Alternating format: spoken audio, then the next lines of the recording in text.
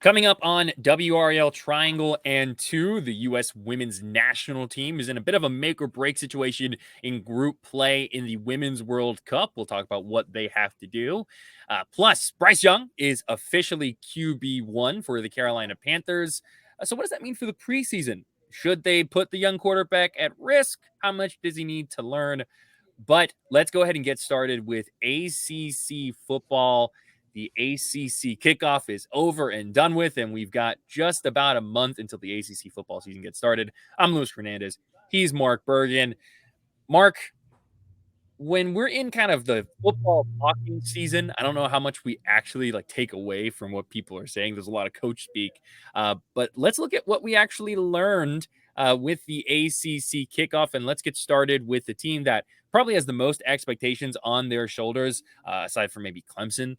In the ACC, maybe Florida State's up there too, but UNC, what did you learn about UNC through the ACC kickoff? Well, I wanted to ask you the same thing, Lewis, as a UNC alum. Drake Maye, Mack Brown and company getting their time to shine at the podium in Charlotte. And it's trying to decipher between what all the coach speak means. I'll say this. I mean, the big question is going to be, can North Carolina figure out a way to get to the title game after falling off at the end of last season with 4 consecutive losses to end the 2022 season? So can Drake Maye make the adjustments to the adjustments now that there's a full season of tape out on him? And Lewis, maybe I'm being a little bit petty here, but saying I want to get back to the ACC championship game. No. Go win the conference. Go knock off the golden goose that is Clemson. That should be your goal. But Mack Brown said it best. You win, everything else is going to take care of itself. Whether the Tar Heels do that or not, that's an entirely different question.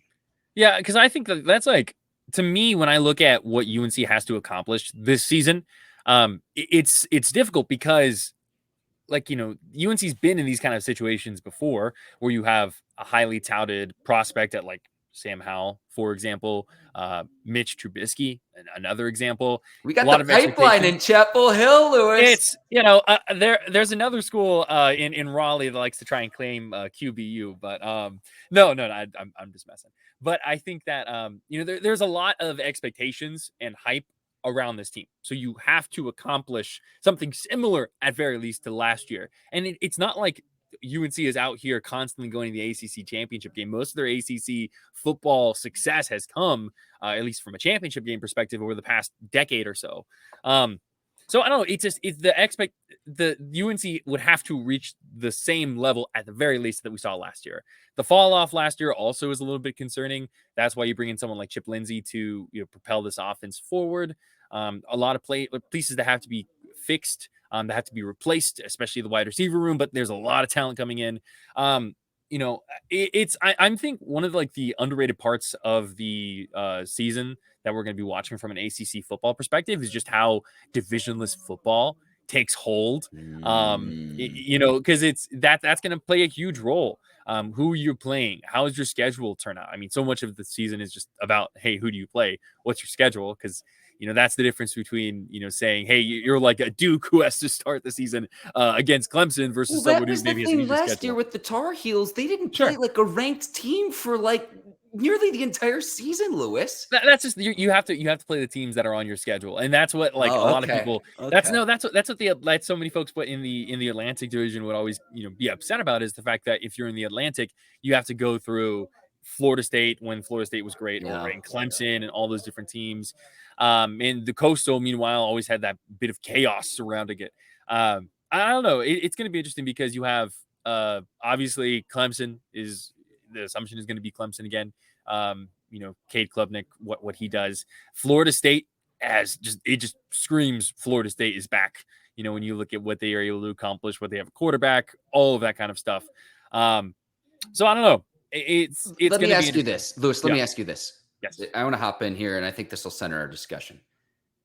What is considered a successful season for you with Drake Maye and company with North Carolina? Because I look at it from the standpoint, haven't won a conference title since 1980, but what say you, Luis Fernandez?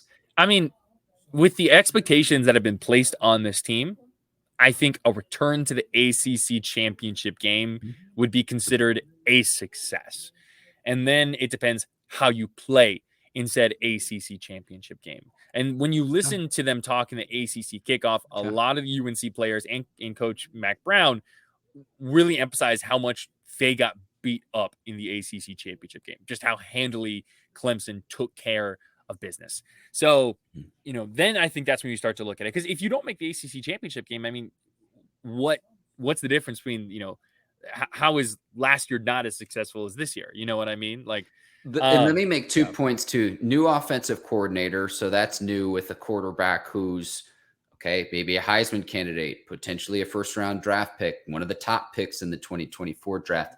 And it's not that you don't have talent in the receiver room, but the rapport you had with Josh Downs, the rapport you had with Antoine Green, which don't overlook the fact that he almost got 2 first downs every single time he caught the ball for the Tar Heels last season. So that's what I'm looking for early on, is what's the rapport like that Drake Maye has with his receivers, and then with his coaching, and the fact that he has a new offensive coordinator. Yeah, because the offense was really great, but it was almost too Drake Maye dependent. So what I'm looking for with UNC is this elevation of play from Drake Maye, but also an elevation of the team around him, where you don't have to say, "Hey, Drake, go win the game." That's offensively and defensively. Let's go to some of the other teams in the triangle, Lewis. Yes. And I want to stir the pot a little bit here. I don't actually believe this, but what happens if Duke somehow upset Clemson, which hasn't happened in like 20 years? It was before Dabo Swinney was even there. But what happens to where when Riley Leonard, the Duke quarterback, flips and says, no, I'm the best quarterback in this division. So much for this Drake Maye guy over there. I think it would have to rely on, hey, a week 1 major upset against Clemson. And let me say this too, Luis Fernandez, now that sports betting is coming to the state of North Carolina. Right now, as it stands, it is a 13-point line on Clemson, but that game is going to be played, I believe, on September the 4th. So here's what's going to happen. Everyone's going to be trying to recoup their losses from over the opening weekend of college football. Let me lay it all on Clemson. That 13-point line is going to move to like 16 between now and then. But Duke's got to be happy because they extend Mike Elko. Some interest there from outside of Duke. I think that's Duke getting out ahead of, there's a vacancy at Northwestern. There's going to be other vacancies throughout the course of the season. But can they build on what was a very good season in year 1 of Mike Elko a year ago? And Riley Leonard, he might be the best quarterback here in the triangle, Lewis. I don't actually believe that. Duke fans might make that argument, though. No. I mean, so it's what Duke is going through right now. Duke football is this, I think, classic overreaction archetype, if you will. I love this. Duke had some really incredible success last year compared to where they were the year before. You could probably ask. I mean, Duke was I either picked to finish last or second to last in the ACC last year, and then they come out and they almost win 10 games. I mean, awesome.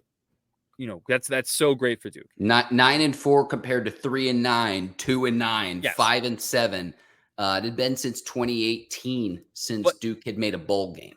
There still is a huge gap in talent between a Duke and a Clemson. Yeah, 100%. So Duke is not going to beat Clemson. I feel very confident about that. Yeah. But I think Duke can make it very interesting. And I think Riley Leonard deserves to be given his flowers. I think he's going to be he was a great quarterback last year. I think he's going to continue to be a really good quarterback for Duke. He's going to probably build up his draft stock a little bit depending on how the season goes. But I just think Duke, it might be pump the brakes a little bit. The mindset I still have with Duke is they could end up winning fewer games this year, but being a better team than they were last year. I'm trying to get research on to figure out the last time Duke upset Clemson in football too. Not talking about hoops, not talking about the hardwood. It's been a long time. It's been quite some time. Either way, that was Duke and UNC. Let's go and turn to the last team in the triangle, NC State. Brennan Armstrong, baby. Brennan Armstrong. And you've got a quarterback named Armstrong. It's like an ice cream man named Cone, Luis Fernandez.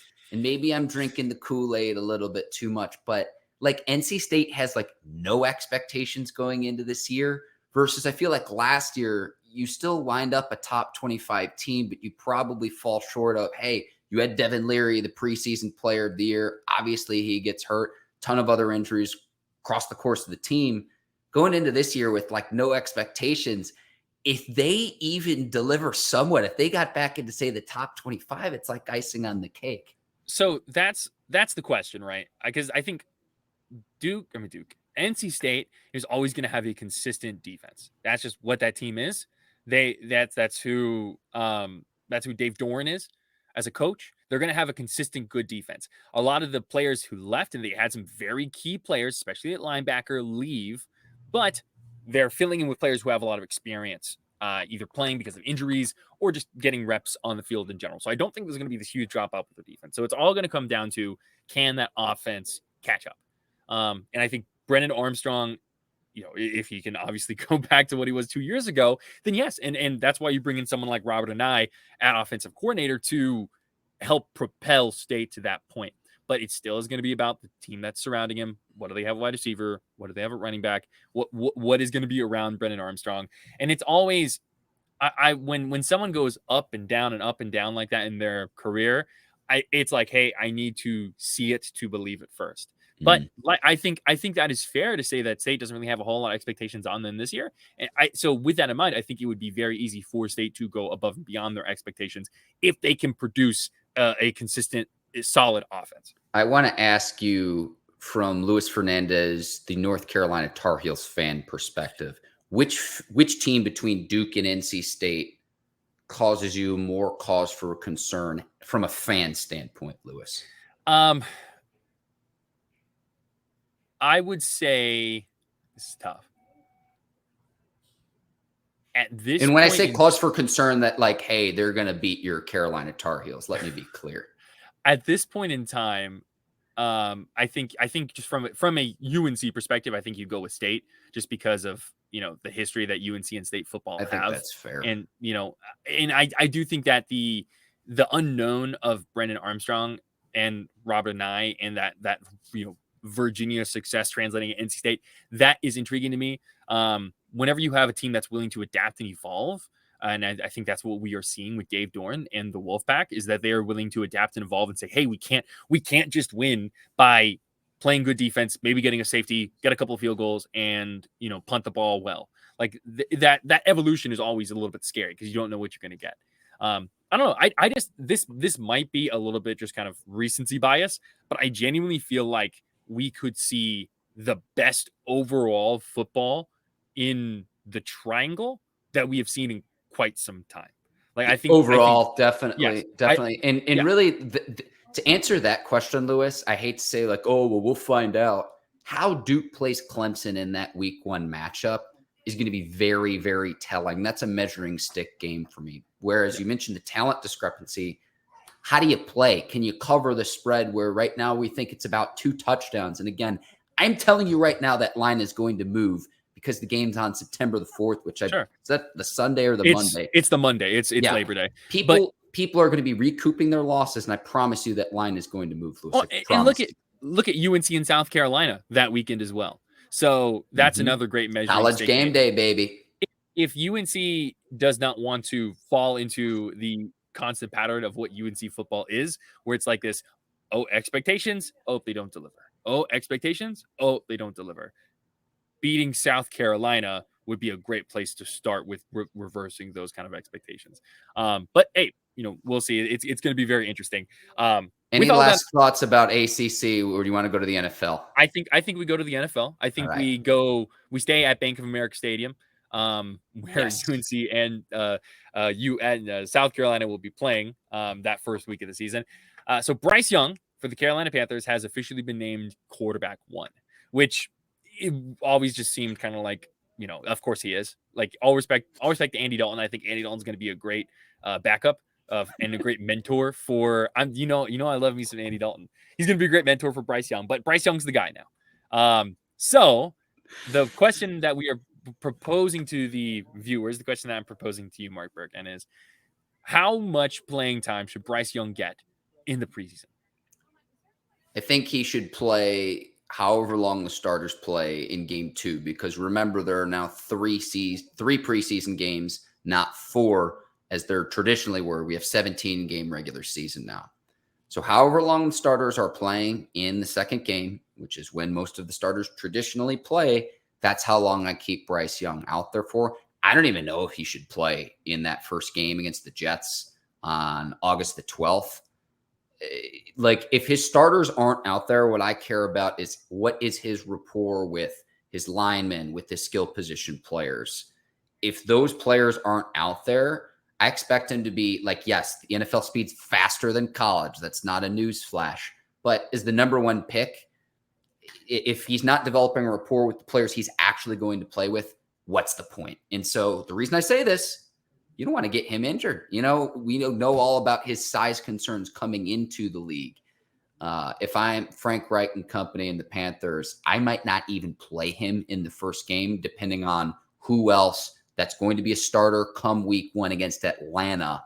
That's kind of how I gauge that. But the reason I was laughing, though, Lewis, you mentioned Andy Dalton and Bryce Young and QB1.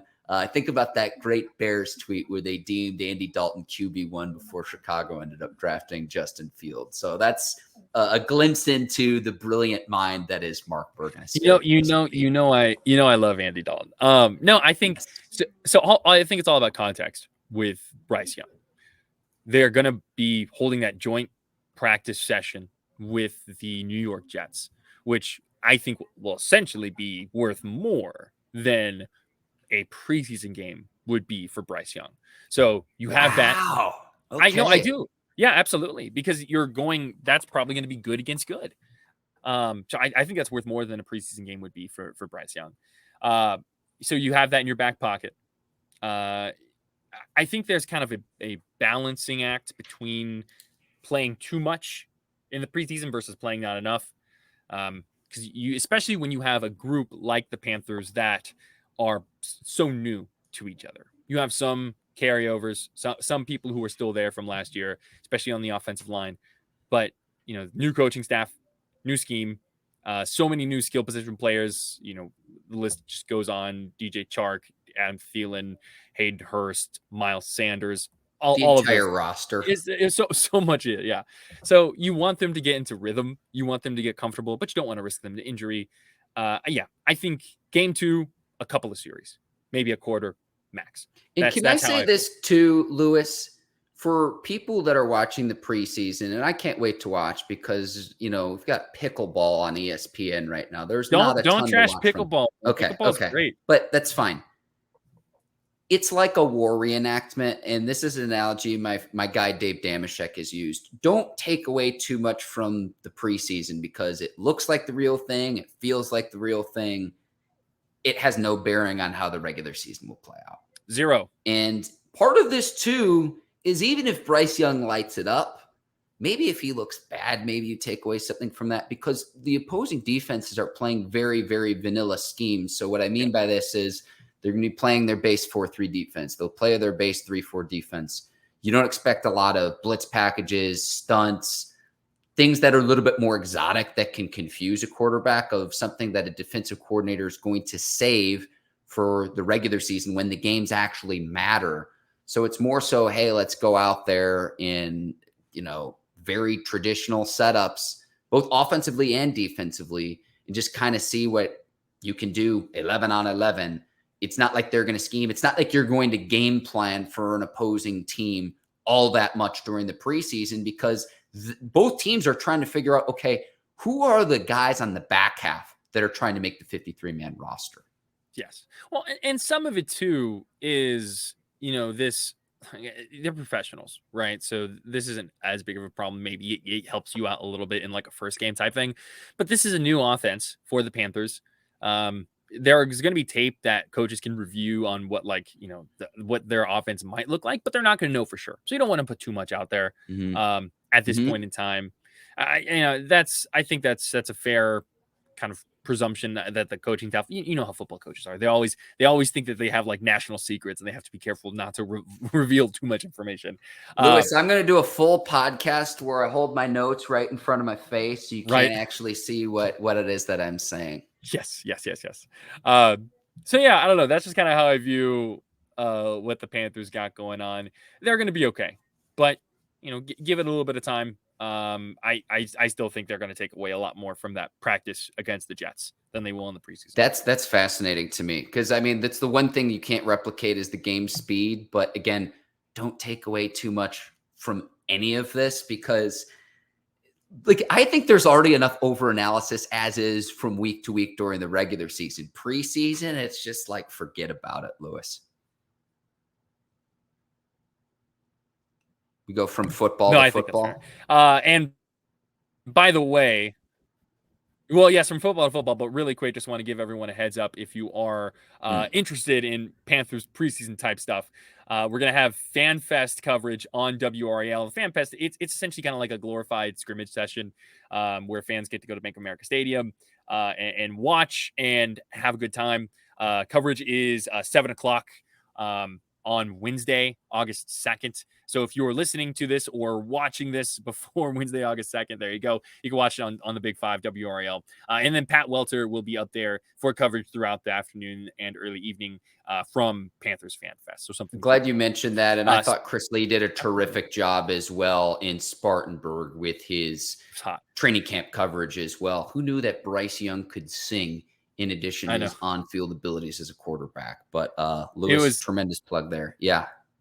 It was hot. It was hot for Chris out there in Spartanburg. That's for sure. I'm glad all right, let's go from football to football.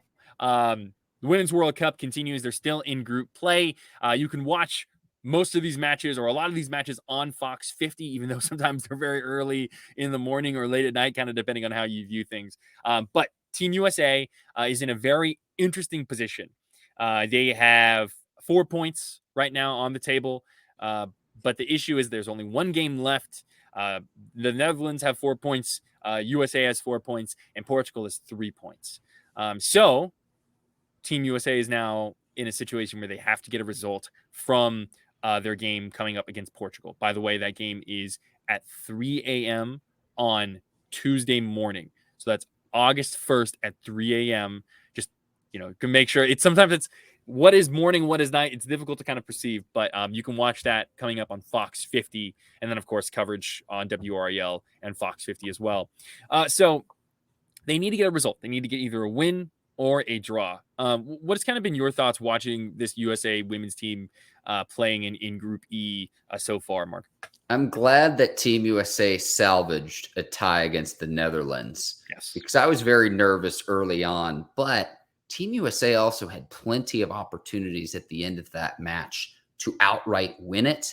But you put yourself in a position to say you either have to tie or you got to win to advance in the group stage. You want to win the group stage if possible, but look, we'll and it might come down to goal differential because the Netherlands is a pretty good team. Now, for the game against Portugal, I look at it from this standpoint, right? Team USA was favored by a half goal against the Netherlands. They're favored by a goal and a half against Portugal. So you got to take care of business. I know there's going to be a big target on your back to say you're vying to win your third consecutive Women's World Cup. You've won the last two, but you got to get out of the group stage. And Lewis, I'll say this. I would be shocked if Team USA does not advance. I would be shocked if Team USA doesn't find a way to at least pull out a draw or to outright win early Tuesday morning, 3 a.m. Yeah, I think they should be fine. I think they should be fine. Just for perspective here, right? This was the first time they had not pulled out a win in group stage since I think it had been 2015. I want to say it's been quite some time. But the Netherlands are a very good team, and USA is the US is in a bit of a weird position between generations right now. And there are so many injuries to key players before the year, even before the Women's World Cup even got started. Mm-hmm. That's for the USA as well as a lot of other teams. Really, just been kind of bad injury luck in general. So you have all of that kind of factoring into what has been lackluster offense, being out of position on defense. They just kind of seemed flat against the Netherlands in the first half and then turned it on in the second half. So for those of you who may not know or may not be following exactly what the situation is here, right? The Netherlands play Vietnam, and then the U.S. plays Portugal in the final game of Group E. If there is you have to assume the Netherlands are going to beat Vietnam. Vietnam is -5 in goal differential. They have 0 points in Group E. So you assume they're going to get 3 points. Boom. if US beats Portugal by more goals than even if they just by more goals than what the Netherlands beat Vietnam by, they'll win. They have right now they're +3 in goal differential, and the Netherlands is +1 in goal differential. But the thing is, the way things have gone against Vietnam, like the USA beat Vietnam 3-0. So there is a chance that goal differential number could expand for the Netherlands. But then if US does not get at least a draw against Portugal, if Portugal were to get the win, they would have 6 points and the US would only have 4, and the US wouldn't advance. So these are just things to keep in mind. It has been an interesting set of group stage so far for the US. Little bit shaky. They're going to have to continue to grow, and especially with how much they're relying on some of these younger players. The stat that I found fascinating, Lewis, is Team USA hadn't trailed at halftime in a game since 2011. So it had been a decade plus since the last time they trailed at halftime. Again, able to salvage and at least get a 1-1 draw in that matchup. But you mentioned, it's funny because before the tournament we talked and we said, okay, keep your eye on Trinity Rodman, keep your eye on Alyssa Thompson. Alyssa Thompson, an 18-year-old player who's only on the team as a result of injuries to other players. So you have young players like that. Trinity Rodman, I believe, is 21 years old. And you have some of the old guard, the Megan Rapinos of the world, some of the other players on Team USA. I know there's 2 other Team USA players that are playing in their 4th World Cup. So it's like you have some of the experience with players who have played in multiple World Cups, and you have some players where this is their very first time playing. How do they gel together? It's going to be really telling to me to see how you come out when you face some adversity, right, in the group stage. And then what I also want to know too, assuming the Team USA and the Netherlands both advance, how good is this Netherlands team? Is this just, okay, they happen to be playing their games?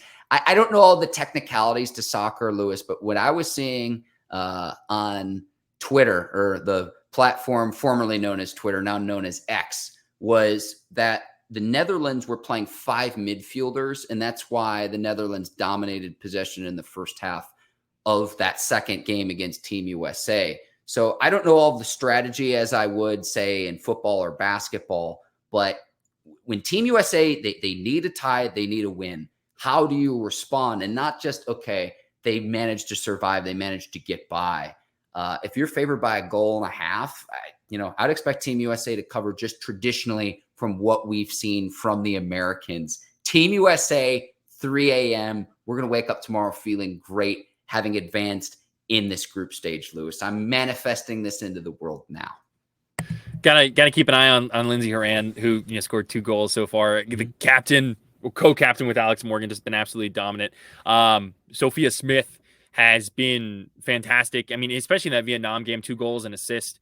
I mean, she almost had another, goal, a couple of opportunities for her in that game against the Netherlands as well. Well, that's the rapport that I'm talking about, though, because you win 3-0 against Vietnam. You're like, oh, okay, great. That's a dominant win. Team USA was favored by like 4.5 goals entering that match in the opening match. So maybe it takes a little bit more time to say, hey, again, players who have a ton of experience compared to players where this is their first time on an international stage. Well, and too, like, so much of what the US plays so fast.